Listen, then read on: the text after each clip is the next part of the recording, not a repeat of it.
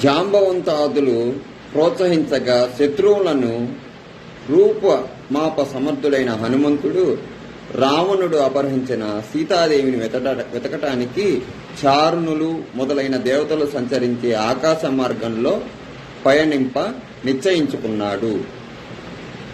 రావణాసురుడు అపహరించిన సీతను వెతకటానికి హనుమంతుడు ఆకాశ మార్గాన్ని ఎంచుకున్నాడు.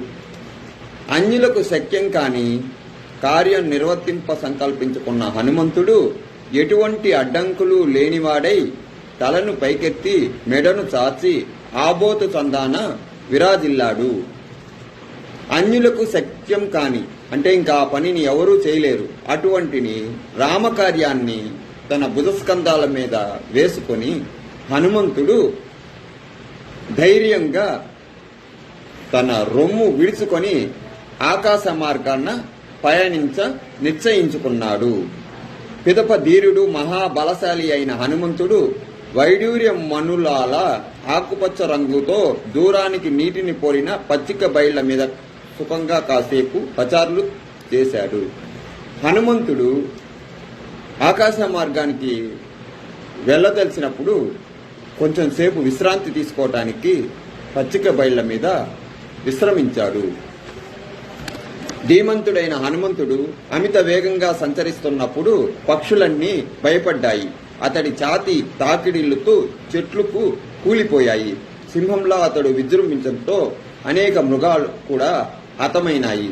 హనుమంతుడు గొప్ప వాయువేగంతో ఆకాశ మార్గాన్న పయనించేటప్పుడు ఆ వేగానికి పక్షులన్నీ గడగడలాడాయి, భయపడ్డాయి. కొన్ని మృగాలైతే హనుమంతుడు పోయే ఆ వాయువేగమైన ఆ శబ్దానికి హతాశులైపోయినాయి.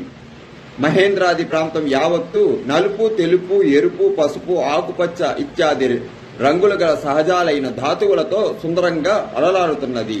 ఆ ప్రాంతంలో ఇచ్చా మేరకు రూపాలు ధరించగల యక్షులు, కిన్నెరులు, గంధర్వులు, దేవతలు, ధీటైన పన్నగులు పరివార సమేతంగా నివసిస్తూ ఉంటారు.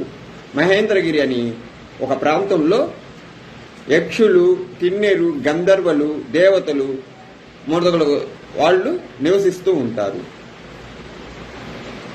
ఆ గిరిశ్రేష్టం దిగువన ప్రాంతాన శ్రేష్టములైన అనేక ఏనుగులు సంచరిస్తూ ఉన్నాయి. ఆ మహేంద్రగిరిపై నిలబడ్డ హనుమంతుడు సరస్సులో మదగజంలా ప్రకాశించసాగాడు.